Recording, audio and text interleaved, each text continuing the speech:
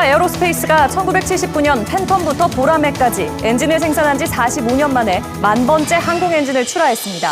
한화는 전투기 독자 엔진 기술 확보를 위해 내년까지 스마트 엔진 공장을 지을 계획입니다. 정부의 취수원 다변화 정책에 의령군이 부산시와 상생 협력하기로 했습니다. 창녕과 합천, 거창군은 주민 피해 등을 이유로 반대하는 가운데 이번 협력이 어떤 영향을 줄지 주목되고 있습니다. 레미콘 공장에서 발생하는 폐수로 인근에서 농사를 짓는 농민들이 피해를 호소하고 있습니다. 농업용수 사용이 가능하다지만 식물 생장에 영향을 주는 pH 농도 등은 수질 검사 결과에 나와 있지 않았습니다. 이란의 보복 공습으로 이스라엘 전시 내각이 재보복 방침에 공감대를 형성한 것으로 알려지고 있습니다. 하지만 대응 시기와 강도를 놓고는 결론을 내지 못한 것으로 전해졌습니다.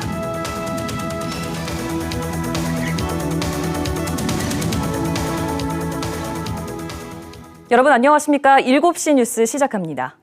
국내 유일의 항공 엔진 제작 기업인 한화 에어로스페이스가 10,000번째 제품을 출하했습니다. 반세기에 가까운 45년 동안 이룬 성과인데요. 한화는 전투기급 독자 엔진 기술을 확보하기 위해 창원에 스마트 엔진 공장도 짓습니다. 첫 소식 조미령 기자의 보도입니다. 한화 에어로스페이스가 생산한 10,000번째 군용 엔진 F404입니다. 우리 공군의 초음속 훈련기 TA-50 훈련기에 장착될 제품입니다. 1979년 F4 팬텀 엔진 정비 이후 군용 엔진을 생산한 지 45년 만입니다. 유도미사일 엔진 등 1,800대 이상의 소형 가스터빈 엔진을 독자 기술로 개발 생산하고 모두 5,700대의 엔진을 유지보수, 정비한 성과입니다. 이제 항공기용 가스터빈 엔진을 생산하는 제조 기술력만큼은 우리가 최고 수준에 도달했다는 의미입니다. 대형 추력을 갖춘 새로운 엔진 10,000대 생산도 준비합니다. 내년까지 약 400억 원을 투자해 창원의 5,000평 규모, 정보통신 기반의 품질 관리와 물류 시스템을 갖춘 스마트 엔진 공장을 지을 계획입니다. 그동안 축적한 기술로 해외에 의존했던 항공 기술의 자립도를 높이기 위해서입니다. 저희가 궁극적으로 만들고자 하는 엔진은 KF-21급 전투기를 커버하면서도 6세대 항공기 성능을 지향하는 첨단 엔진이고 KF-21 엔진의 국산화율은 30에서 40% 수준. 한화 에어로스페이스는 2030년 중후반까지 정부와 함께 KF-21 엔진과 동급 수준인 자체 엔진 개발에 나설 계획입니다. KBS 뉴스 조미령입니다. 경남 중동부와 부산에 물을 공급하는 정부의 취수원 다변화 정책에 의령군이 부산시와 상생 협력을 체결하며 찬성 입장을 보였습니다. 창녕과 합천, 거창군은 주민 피해 등을 이유로 이 사업을 반대하고 있는데 의령군의 찬성이 어떤 영향을 줄지 주목되고 있습니다. 최재훈 기자의 보도입니다. 부산시와 경남 의령군이 부산과 동부 경남에 맑은 물을 공급하는 사업에 대한 상생 발전 협약을 체결했습니다. 의령군은 환경부가 추진 중인 낙동강 유역 취수원 다변화 사업에 협조하기로 했습니다. 지하수 유지하고 국민에게 피해가 같이 염려가 없는 것은 아닙니다. 그러나 그런 부분은 또 슬기롭게 충분하게 서로가 협의해서 대신 부산시는 의령군에 상생 지원금을 지급하고 의령군 생산 농산물 우선 구매와 판매 홍보를 약속했습니다. 이렇게 문을 열어주신 데 대해서 시장으로서 우리 부산 시민 전체를 대신해서 깊이 감사드립니다. 이번 협약은 2021년 환경부가 낙동강 통합 물관리 방안을 의결한 지 3년 만에 내디딘 상생의 첫걸음입니다. 취수원 다변화는 경남 의령과 창녕, 합천에서 강변 여과수 등으로 하루 90만 톤을 취수해 부산에 42만 톤, 창원 등 동부 경남에 48만 톤을 공급하는 정부 사업입니다. 양기간의 상호 협력을 통해서 국책 사업인 취수원 다변화 사업의 성공적인 추진을 위한 하나의 첫 단초를 끼웠다는 데 큰 의미가 있겠고요. 환경부는 다음 달부터 경남 창녕군과 합천군 주민 설명회를 잇따라 개최할 예정입니다. 낙동강 유역 취수원 다변화 사업은 취수지역 주민 동의를 전제 조건으로 2조 4천여억 원을 투입해 2026년 착공, 2028년 완공 예정입니다. KBS 뉴스 최재훈입니다. 함안군의 한 마을에서는 인근에 레미콘 공장이 들어선 이후 주변 농민들이 수년째 하천 오염 문제를 걱정하고 있습니다. 수질 검사 결과 농업용수로 적합하다고는 하지만 모내기철을 앞둔 농민들은 잿빛으로 변한 하천을 볼 때마다 불안하기만 합니다. 김민지 기자가 취재했습니다. 모내기철을 앞둔 경남 함안군의 한 마을입니다. 드넓은 논을 따라 뻗은 하천이 온통 잿빛입니다. 물속에서는 바로 앞도 분간할 수 없을 정도입니다. 하천 바닥 흙을 삽으로 퍼내자 끈끈한 이물질이 엉겨 있습니다. 수질 검사 결과 이 하천의 수질은 전체 7개 수질 등급 가운데 5번째인 약간 나쁨. 부유물질은 기준치 이내지만 상류 지점보다 최대 3배에서 5배 많은 것으로 나타났습니다. 주민들은 20년 전 들어선 마을 근처 레미콘 공장이 하천을 오염시키고 있다며 정밀 조사가 필요하다고 주장합니다. 이상이 없다고 하는데 제가 봐서는 이 부유물이 하천수 이상이 없습니까? 하지만 공장 측은 폐수 등을 모두 재사용하고 있다며 오염과 무관하다는 입장입니다. 물 자체가 밖으로 나갈 이유가 없기 때문에 레미콘 공장이 돼가지고 물이 하천물이 오염된다. 그리고 저로서는 좀 인정하기 좀 어렵습니다. 자치단체는 공장에서 폐수가 흘러나왔다는 증거가 없다며 정밀 조사에 미온적입니다. 일단은 공장에서 저희가 폐수가 유출이 된다든지 그런 게 있으면 저희가 실효자체에서 할 수 있는데 주민들은 레미콘 공장이 이달 초 세륜 시설 물이 인근 논으로 넘쳐 적발되는 등 최근 5년 사이에만 13번이나 환경법을 위반했다며 자치단체에 적극적인 감시를 요구하고 있습니다. KBS 뉴스 김민지입니다. 정부의 의대 증원 갈등 속에 중단됐던 경상국립대 의과대학 수업이 오늘부터 온라인으로 시작됐습니다. 경상국립대 의대 관계자는 오늘 의예과 2학년과 본과 1, 2학년 대상 동영상 수업이 진행됐지만 참여율은 낮았다고 밝혔습니다. 경상국립대 의대는 학사 일정 차질을 막기 위해 다음 달 첫째 주부터 대면 강의를 시작할 계획입니다. 22대 총선에서 원내 3당으로 급부상한 조국혁신당 당선인들이 오늘 문재인 전 대통령의 사저가 있는 양산 평산마을과 고 노무현 전 대통령 묘역이 있는 김해 봉화마을을 잇따라 찾았습니다. 조국혁신당 당선인들은 오늘 봉화마을 내 노무현 재단이 운영하는 봉화연수원에서 묵으며 다음 달 개원하는 22대 국회 당 전략을 집중적으로 논의하고 내일은 경기도 안산에서 열리는 4.16 세월호 참사 10주기 추도식에 참석합니다. 울산의 한 도로에서 50대 운전자가 차량을 운전하다가 갑자기 의식을 잃었는데 이를 눈여겨본 시민이 신속하게 대처해 목숨을 구했습니다. 이웃에 대한 따뜻한 관심 덕분에 자칫 큰 사고로 이어질 뻔한 상황을 막을 수 있었는데요. 신건 기자가 취재했습니다. 도로 한가운데 승용차 한 대가 멈춰 있습니다. 바로 뒷차가 경적을 울렸지만 꼼짝도 하지 않는 상황. 뒷차 운전자인 남성이 차에서 내려 승용차 운전자를 살펴봅니다. 불길함을 느낀 남성이 119에 전화하는 사이 갑자기 승용차가 움직이면서 앞에 정차된 차를 들이받았습니다. 남성은 망설이지 않고 가게에서 망치를 빌려 뒷좌석 창을 깨고 운전자를 차 밖으로 끌어냈습니다. 뒤이어 도착한 구급차를 타고 병원에 이송된 운전자는 뇌전증 진단을 받았지만 제때 치료를 받아 건강을 회복했습니다. 운전자를 구한 남성은 33살 전지훈 씨. 근처에 친구를 만나러 왔다가 위급한 상황을 목격하자 몸이 먼저 움직였다고 말합니다. 상황이 뭔가 좀 본능적으로 직감을 했던 것 같습니다. 위험한 상황? 네네, 본능적으로 한번 확인을 해봐야겠다는 생각이 들었습니다. 울산의 한 대학교 스포츠센터에서 근무 중인 전 씨는 평소 익혀놓은 인명구조 지식이 이번에 큰 도움이 됐습니다. 인명교육이나 안전교육을 가지고 배경 지식이 있는 상태였기 때문에 추후에 또 비슷한 일이 일어난다면은 주저하지 않고 인명을 구하는 데 앞장설 것 같습니다. 소방당국은 신속한 판단으로 소중한 생명을 구한 전 씨에게 감사패를 수여했습니다. KBS 뉴스 신건입니다. 최근 대전에서 대환대출을 미끼로 접근해 현금을 뜯으려던 보이스피싱 수거책이 피해자의 발빠른 신고로 경찰에 붙잡혔습니다. 알고 보니 고액 아르바이트에 현혹돼 가담한 20대였습니다. 곽동화 기자의 보도입니다. 기존 대출 외에 신규 대출을 받으려던 50대 여성이 받은 메시지입니다.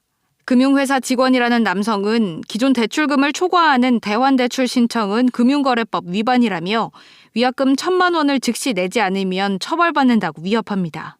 전화 끊으시면 저는 더 이상 도와드릴 수가 없어요.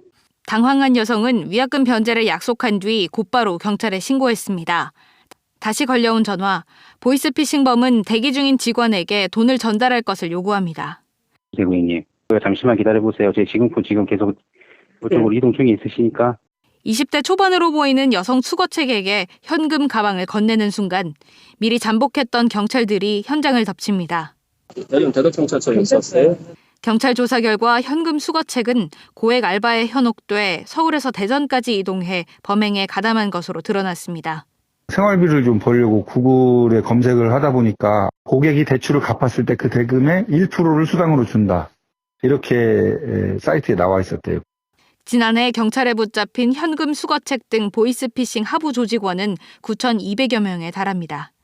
KBS 뉴스 곽동아입니다.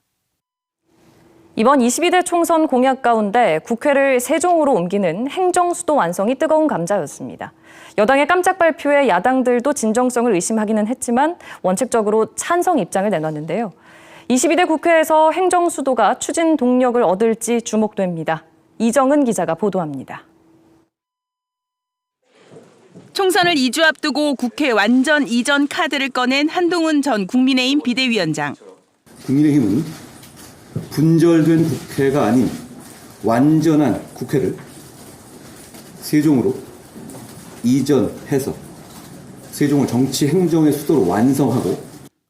한 전 위원장의 깜짝 발표에 대통령실도 제2집무실 설치에 속도를 내겠다며 힘을 실었습니다. 이재명 더불어민주당 대표 역시 원래 민주당 공약이었다며 찬성 입장을 냈고 조국혁신당 대표는 나아가 사법기관까지 이전하자고 했습니다. 총선 직후 세종 지역 당선인들의 일성도 행정수도 완성으로 모아졌습니다.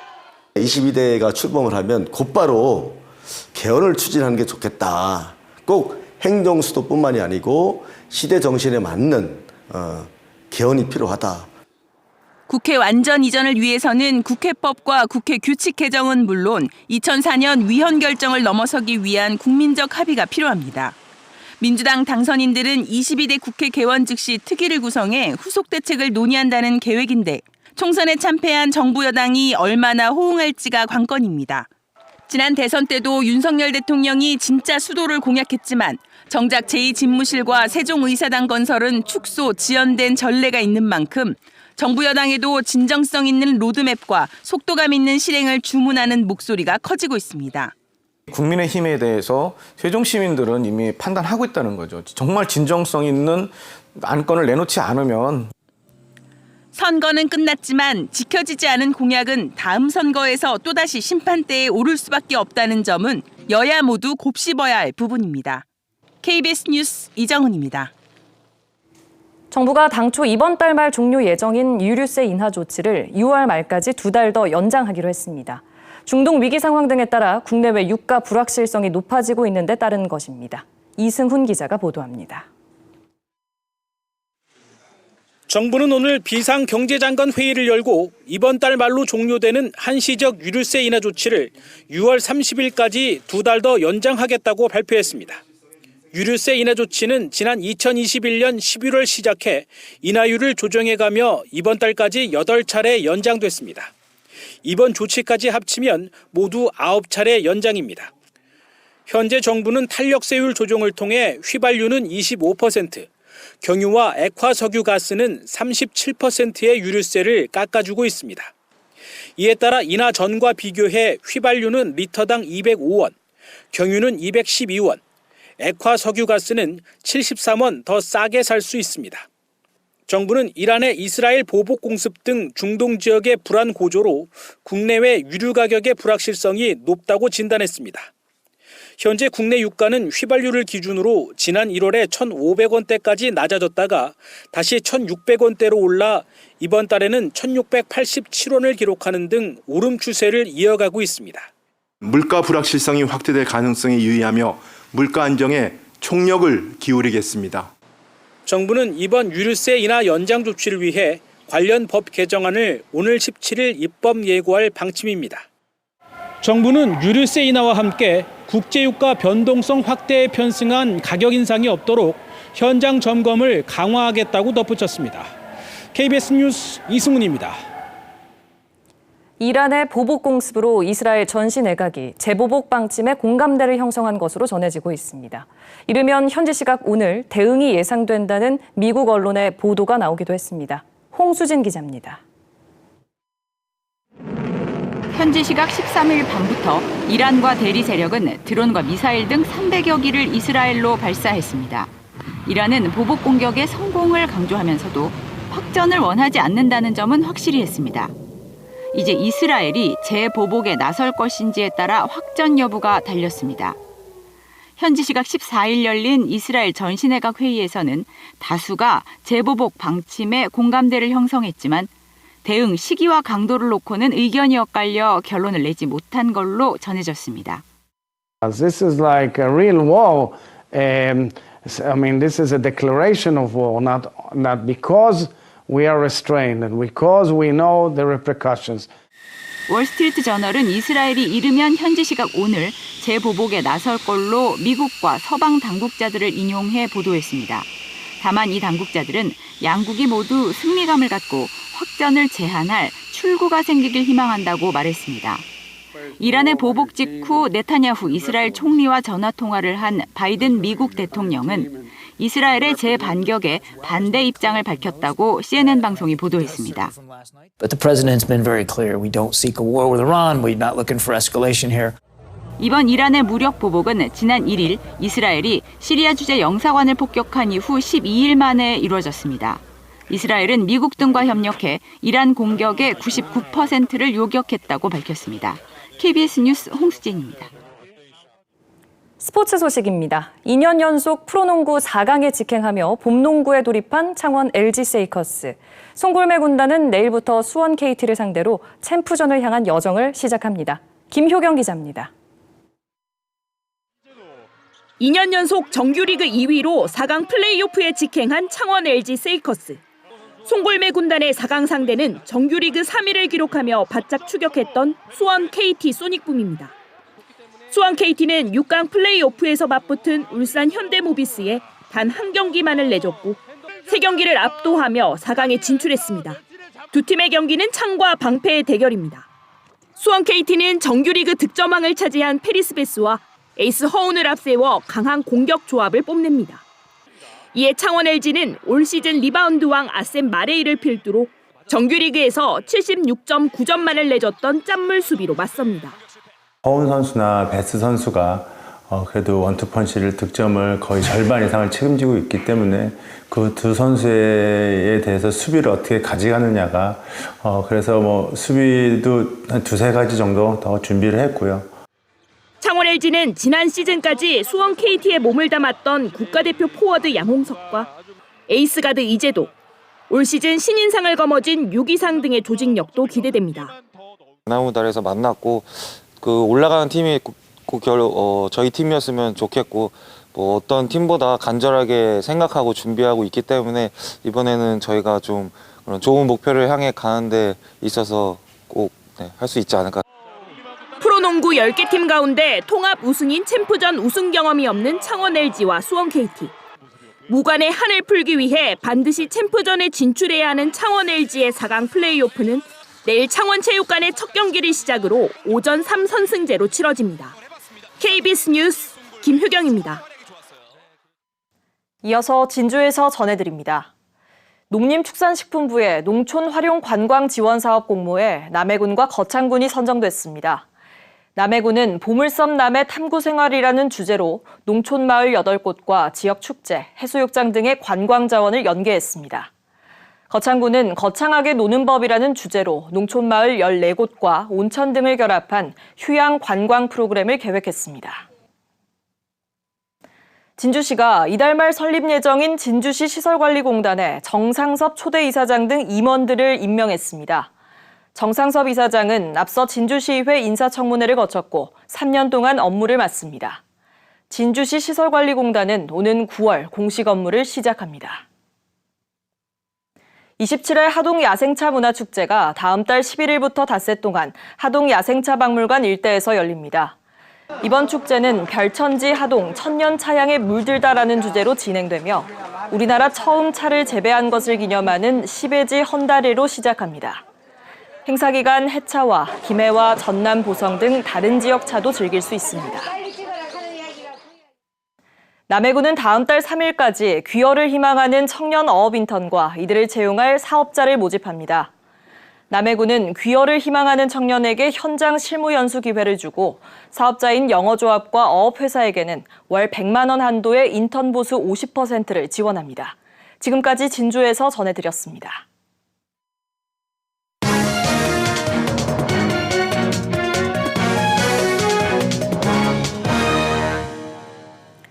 이번 총선에서 경남 선거구 16곳 가운데 8곳에서 3선 또는 4선의 중진 의원이 배출됐습니다.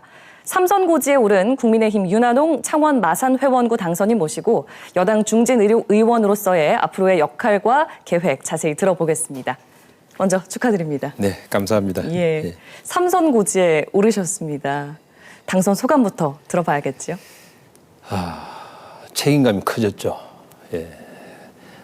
먼저 지난 8년간의 의정활동을 참 좋게 평가해 주신 우리 마산 해운구 주민 여러분께 감사의 인사를 먼저 드리고요.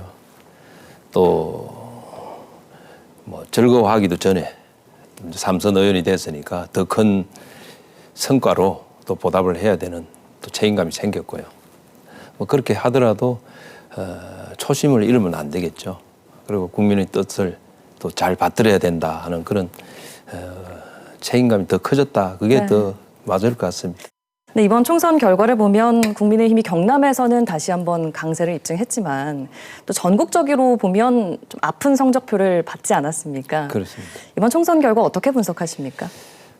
우리 국민의힘 또 그리고 윤석열 정부 정권교체 2년 됐죠. 국민들께 큰 해초리를 맞았다. 저는 그렇게 보고 있고요. 또 우리 경남의 경우에는 사실은 지난 이제 문재인 정부 시절에 경남 경제가 굉장히 어려웠지 않습니까? 이념에 의한 경제 정책. 그것을 이제 우리 윤석열 정부 2년 동안에는 민간 주도 경제 정책. 이것이 우리 경남에는 많은 도움이 됐고 하기 때문에 우리 경남의 경우에는 정권 교체의 효과를 보고 있는 것이다. 저는 그렇게 보고 있습니다. 그래서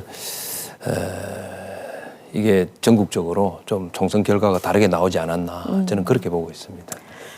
범야권 189석입니다. 네. 여소야대 구도가 이어지게 됐는데 그만큼 국회 내에서 중진 의원으로서의 역할이 중요해졌습니다. 그렇죠. 국회에서의 역할 어떻게 설정하고 계십니까? 정부 여당이기 때문에 용산 또 대통령실과도 적극적으로 좀 더 소통을 해서 국민의 뜻이 더 반영이 될 수 있는 그런 역할을 해야 될 거고요. 또 야당과의 관계는 아마 더 어려워질 것 같습니다. 지금 현재 보면 이재명 대표는 계속해서 재판을 받고 있고 또 조국 대표죠. 조국 대표도 이미 항소심에서 실형을 받아서 얼마 안 있으면 대법원 판결이 나게 되는 상태고 또 통진당 후신인 진보당 출신도 국회에 또 들어오게 돼 있고요.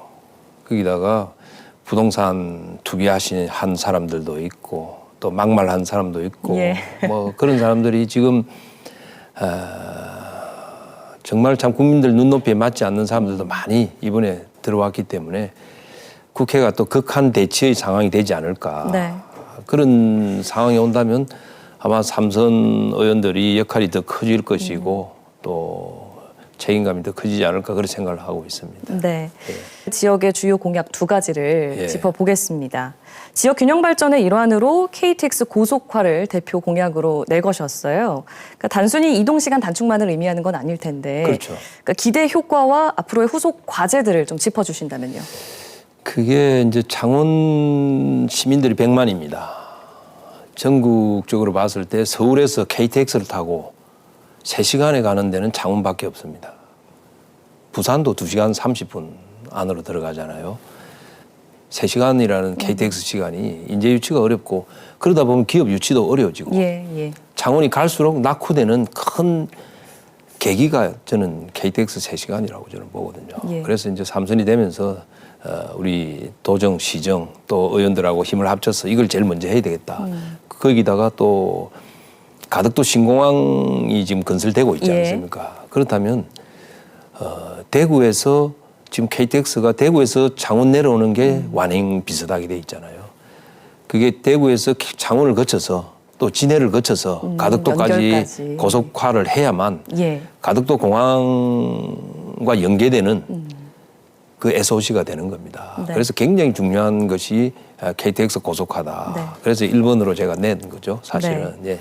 두 번째도요. 마산 회원구에 의과대학을 유치하겠다는 공약에 주민들 기대가 상당히 크다고 들었습니다. 그렇습니다. 왜 필요하다고 보시고 구체화 방안도 듣겠습니다.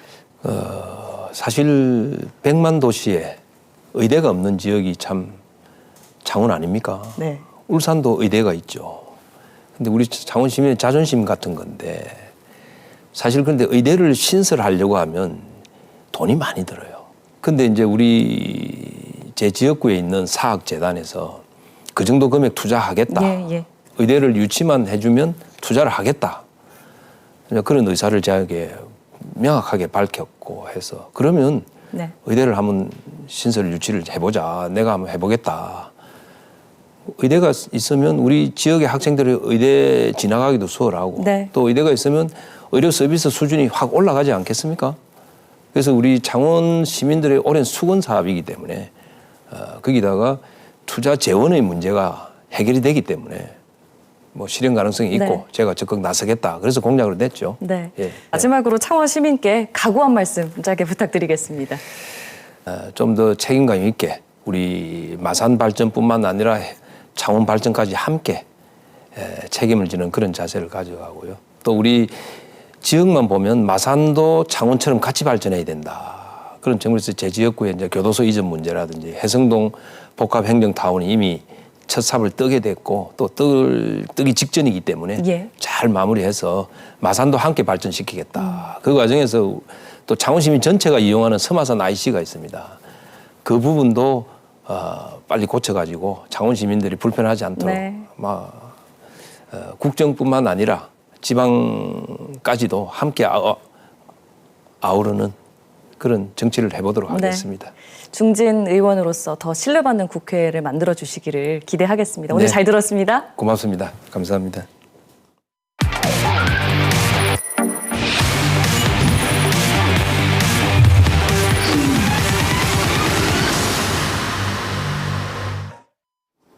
간추린 경남 소식입니다. 경상남도가 창원 국가산업단지 지정 50주년 기념행사를 앞두고 오늘 최종 점검 보고회를 열었습니다. 이번 보고회에서는 오는 23일부터 닷새 동안 열리는 기념행사 프로그램 안전관리 대책 등 세부 추진 상황을 점검했습니다. 창원 국가산단 지정 50주년 기념행사는 오는 23일 창원 마이스터고 재학생의 산업관광 프로그램을 시작으로 도민 참여 행사로 꾸며집니다. 창원시가 오늘 창원 컨벤션센터에서 고립은둔청년 지원정책 토론회를 열어 종합지원체계 구축 등을 논의했습니다. 이번 토론회는 고립은둔청년의 사례를 바탕으로 사회진출 회복을 위한 요건과 사회적 포용을 위한 기관들의 역할, 지원 방안들이 제시됐습니다. 창원시는 19살에서 39살 고립은둔청년을 6,400명 정도로 추산했습니다. 경상남도와 경상남도 교육청, 경상남도 청소년 지원재단이 오늘 청소년 지원 협업 체계를 위한 업무 협약을 맺었습니다. 세 기관은 이번 협약에 따라 고립 은둔 청소년을 지원하고 청소년 심리외상 긴급 대응 체계를 꾸리게 됩니다. 지난해 교육부와 질병관리청이 청소년 건강 행태를 조사한 결과 청소년의 28.7%가 우울감을 경험했다고 답했습니다. 경상남도 수산자원연구소가 우리나라 남해안 토종가리비인 국자가리비 인공종자 대량 생산에 성공했습니다. 국자가리비 인공종자를 생산한 건 국내에서 처음으로 이번에 생산된 어린 조개는 640만 마리입니다. 연구소는 통영과 고성에서 이달부터 2년 동안 양성시험을 진행합니다. 오늘 오후 1시 10분쯤 창원시 구산면 저도 앞바다에서 조업 중이던 1톤급 어선에서 60대 선장 A씨가 실종됐다는 신고가 접수됐습니다. 해경은 A씨가 홀로 조업을 하다가 바다에 빠진 것으로 보고 5시간 넘게 수색했지만 A씨를 찾지 못하자 경비함정 등을 투입해 야간 수색을 이어갈 계획입니다. 오늘 아침 7시 50분쯤 남해군 창선면 한 주택에서 불이 나 40여 분 만에 꺼졌습니다. 이 불로 80대 여성이 얼굴에 화상을 입고 병원으로 옮겨졌으며 보일러실 등이 타 소방서 추산 230만 원의 재산 피해가 났습니다. 경찰과 소방당국은 보일러실에서 불이 시작됐다는 목격자 진술을 토대로 화재 원인을 조사하고 있습니다. 지금까지 간추린 경남이었습니다.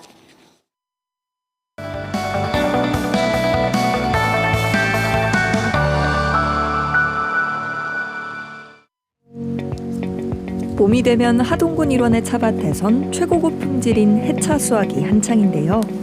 청명 이전에 찻잎을 따는 명전을 시작으로 고구전에 따는 우전, 세작 등의 순서로 찻잎을 땁니다. 최적의 기후 환경으로 뛰어난 맛과 품질을 자랑하는 하동 야생 해차 수확 현장으로 가봅니다.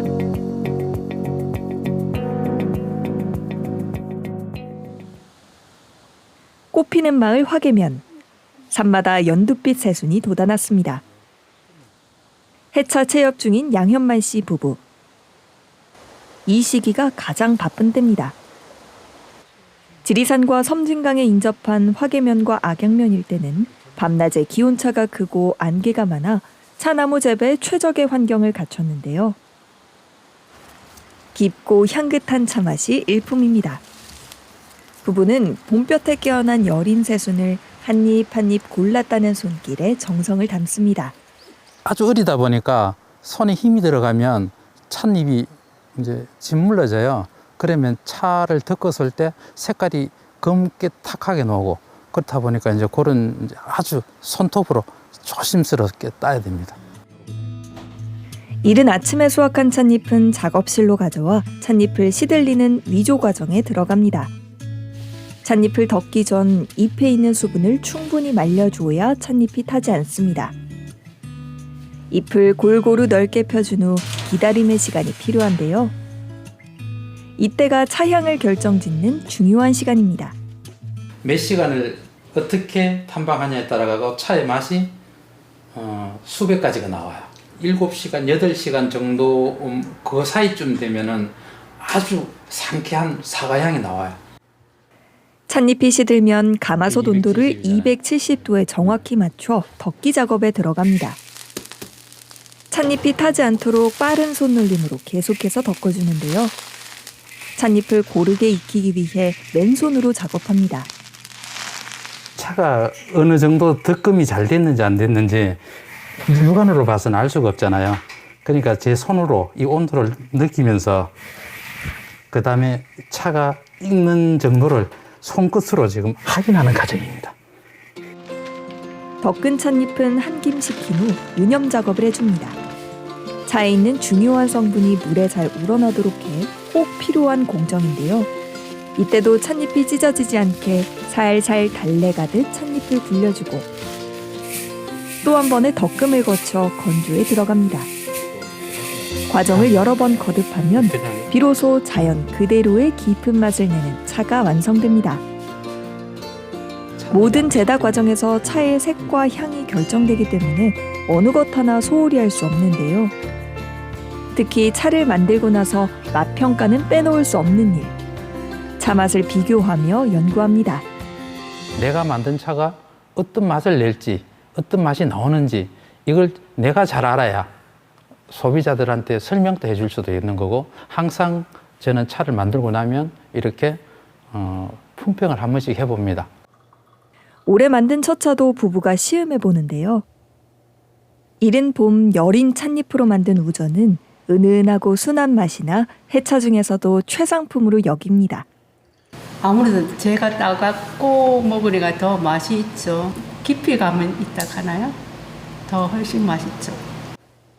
야생차를 재배하며 제다하는 일은 결코 녹록지 않지만 보다 많은 이들에게 우리의 전통차를 널리 알리고 싶습니다. 여기는 무농약 지구로 선포를 했어요. 우리 하계에는 오직 친환경 농법으로 차를 만들고 있어요. 깨끗한 환경에서 만든 정말 맛있는 차 좀 많이 드셔줬으면 좋겠어요. 하동의 봄은 차밭의 새싹과 해차를 만나는 기쁨이 있는 곳인데요. 차 재배 농민들의 올곧은 노력과 열정이 담긴 전통차를 즐기며 입안에서 향긋한 봄을 느껴보는 건 어떨까요?